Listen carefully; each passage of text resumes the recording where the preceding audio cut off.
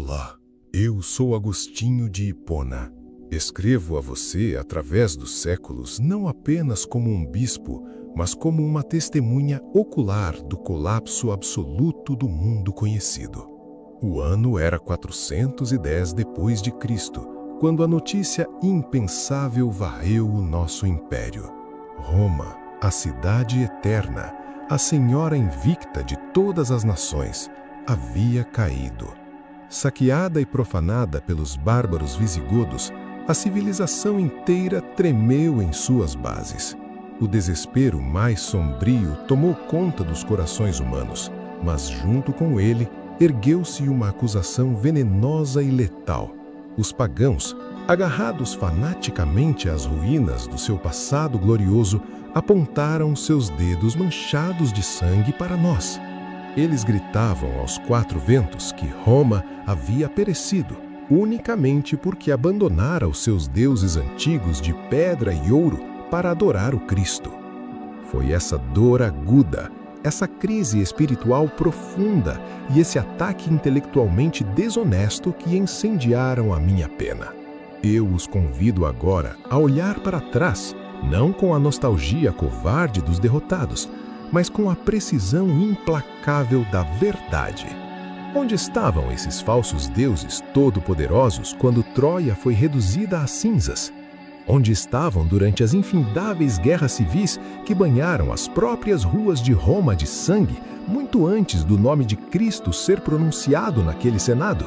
A cidade terrena sempre foi um palco de carnificina, movida perpetuamente pela libido dominante, o desejo devorador, doentio e narcisista de dominar os outros. Roma não caiu porque abraçou o cristianismo. Roma caiu porque a corrupção moral, o orgulho desmedido e a luxúria animal já haviam apodrecido todas as suas vigas de sustentação. A verdadeira tragédia de um homem ou de uma nação não é a perda de bens materiais, é a perda irreparável da própria alma. Para que você compreenda a mecânica da providência e da vida humana, você deve aceitar uma verdade inegociável. O sofrimento bate a porta tanto ao justo quanto ao impio, mas o efeito que ele produz é fundamentalmente oposto. Assim como o mesmo fogo que faz o ouro brilhar, é exatamente o mesmo fogo que reduz a palha às cinzas, a mesma aflição purifica o homem nobre e aniquila o homem vil. Quando as riquezas de uma vida inteira são perdidas na fumaça das tragédias, o verdadeiro cidadão não perde nada de fato, pois o seu tesouro não é tangível. A sua riqueza é puramente interior e imortal. Portanto, liberte-se agora da ilusão primária de que a virtude ou a sua dedicação espiritual servem para garantir o sucesso material ou blindá-lo diante das crises. Pare de medir seu valor humano pelas suas posses ou pelo seu status temporário. A verdadeira força do seu caráter só se revela quando tudo o que é efêmero lhe é arrancado. Tendo esmagado a ideia de que o apego ao mundo material serve para proteger a sua vida, eu volto meu olhar para a afirmação ainda mais perigosa do coração humano, a ilusão de que o intelecto isolado pode nos salvar. Neste ponto, não debato mais com a multidão apavorada, mas avanço contra os mais eruditos dos homens, os filósofos supremos e os pensadores modernos. Eles chegaram perigosamente perto da verdade.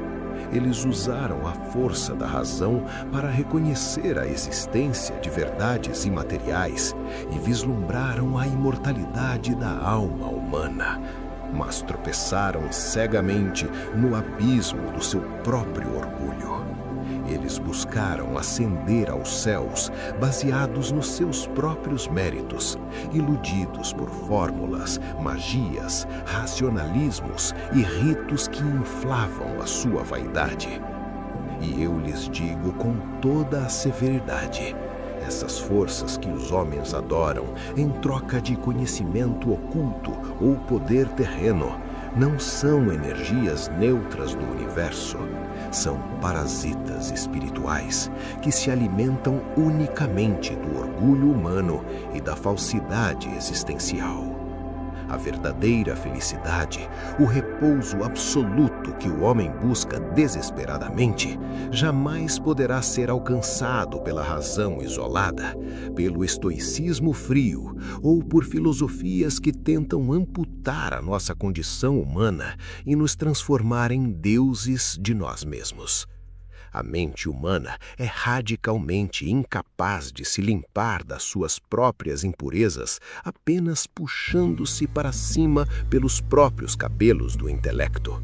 Nós precisamos de um mediador verdadeiro, de uma ponte absoluta entre a nossa baixeza e a majestade insondável do Criador. A verdadeira elevação não é um conjunto de ritos para apaziguar o universo, nem um método de produtividade para dominar o mundo.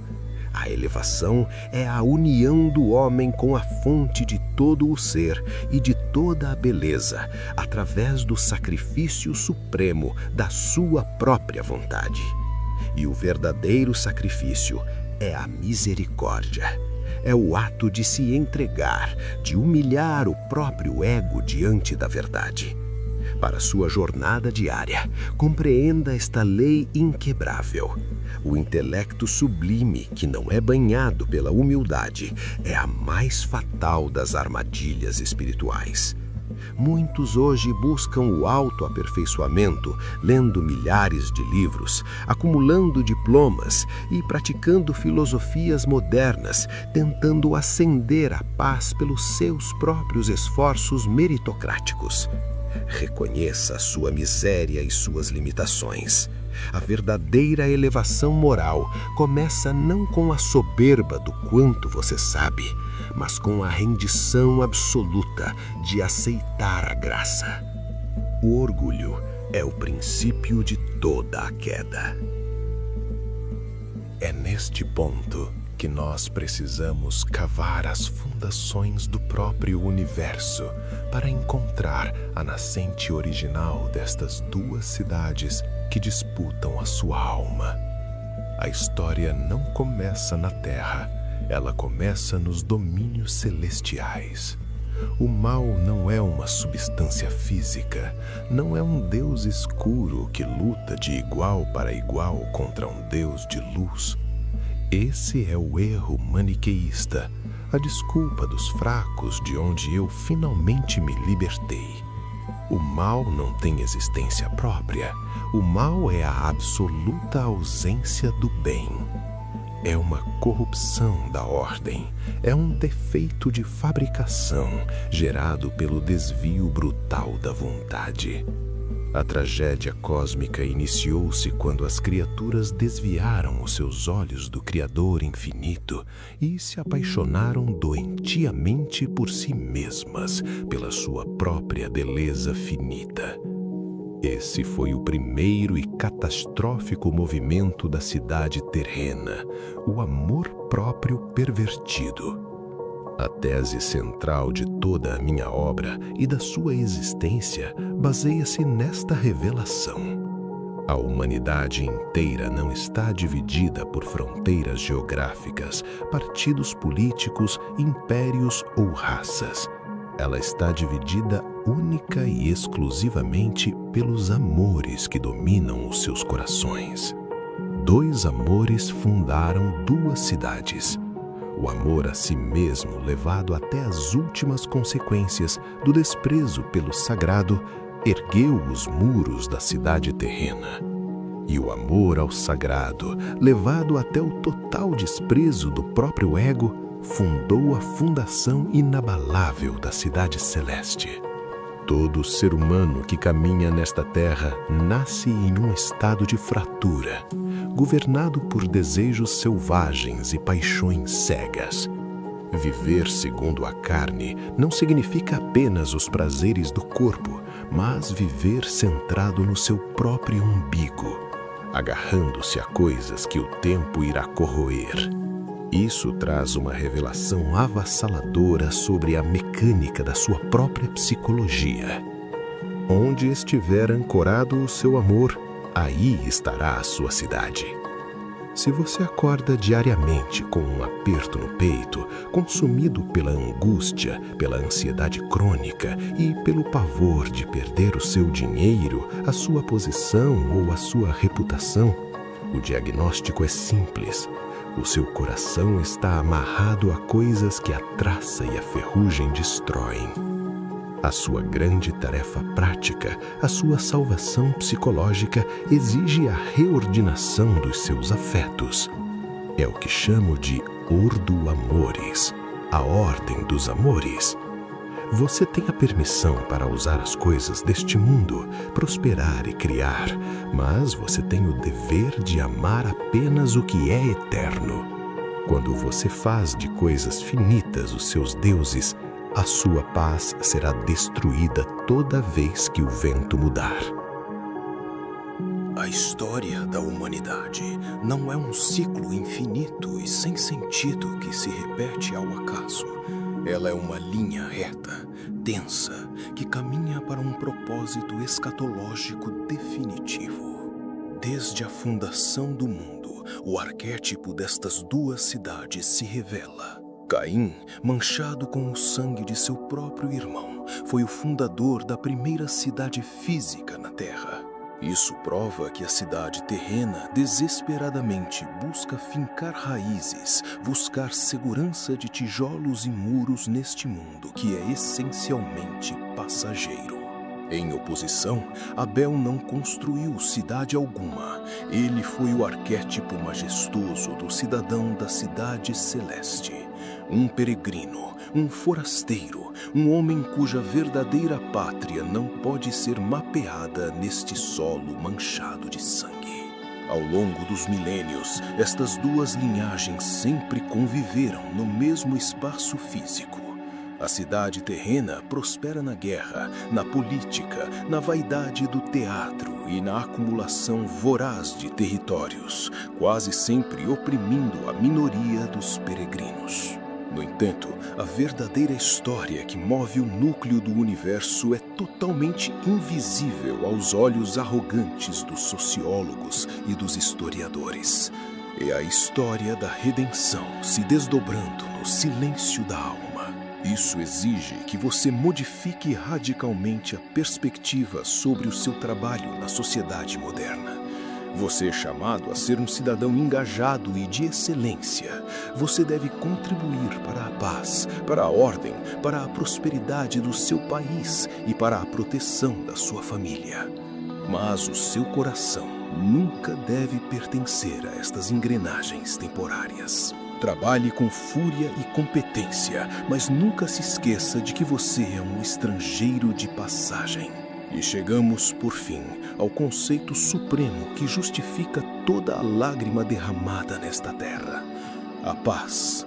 O que todo ser humano, até o tirano mais sanguinário, busca nas suas ações distorcidas. A verdadeira definição é esta: a paz de todas as coisas é a tranquilidade da ordem. Uma ordem perfeita, onde Deus governa seu espírito. Seu espírito governa com mão de ferro as paixões da sua carne, e todos os seus apetites estão alinhados à justiça. Sem ordem interna, o repouso é impossível. O juízo final será apenas o momento da clareza absoluta, onde a mistura ambígua da história será rasgada e aqueles que viveram apenas para si mesmos conhecerão o peso asfixiante da eternidade do próprio ego. O portexto e a glória suprema. Não a falsa liberdade de escolher errar, mas a glória suprema de ser plenamente absorvido pelo bem. Chegou o momento de conectar os pontos no bônus extra, o Cantinho do Saber. A minha obra não é apenas teologia abstrata. Ela é o sistema operacional da civilização e da sanidade humana ocidental. O meu conceito de Ordo Amores antecipou o diagnóstico da moderna epidemia de ansiedade. O que a neurociência moderna chama de vício dopaminérgico por validação nas redes sociais, eu chamei de libido dominandi, a busca ensurdecedora pelo falso preenchimento terreno que inevitavelmente o lançará no vazio existencial. Eu sou a base sobre a qual Alexander Solzhenitsyn afirmou que a linha entre o bem e o mal passa pelo meio de cada coração humano, provando que as duas cidades guerreiam dentro do seu próprio peito. Eu entreguei o alicerce para C.S. Lewis secularizar a visão do inferno como a escolha final do ego, e para Dostoiévski avisar que sem a transcendência da cidade celeste, a humanidade cairá na carnificina onde tudo é permitido. A filosofia milenar que não desce para o asfalto da sua rotina é apenas idolatria intelectual. Execute os decretos da verdadeira cidadania a partir de hoje. Primeiro, a antifragilidade emocional. Pare agora de associar o seu valor e a paz da sua alma aos seus ganhos financeiros. Pratique o desapego prático. Abstenha-se voluntariamente de um pequeno luxo na próxima semana para lembrar a sua carne de que você não é um escravo dos seus confortos. Segundo, a auditoria dos seus amores. Onde estão o seu foco e o seu dinheiro, ali estão os tijolos da sua cidade. Se você diz amar os valores superiores, mas consome o seu dia inteiro com entretenimento fútil e vaidade, os seus amores estão gravemente desordenados. Reorganize a hierarquia das suas prioridades nas próximas 24 horas. Terceiro, o desmame do crachá. Trabalhe amanhã com a excelência de um rei, mas desvincule a sua identidade do seu título profissional. Se a sua empresa colapsar sob os seus pés, a sua fundação moral deve permanecer intacta. Abrace a identidade imbatível de peregrino. Quarto, a tranquilidade da ordem. O seu caos exterior reflete a sua doença interior. Limpe a sua mesa de trabalho, organize o seu quarto e imponha limites físicos para o seu corpo. A ordem material é o primeiro passo para calar a ansiedade e construir a paz na sua mente. Os impérios do mundo cairão e o seu currículo virará pó. A única geografia que importa é a muralha invisível do seu caráter. Reordene seus amores. Cesse a adoração do seu próprio ego. Peregrine de cabeça erguida. Assuma o controle da sua eternidade. E até o próximo episódio.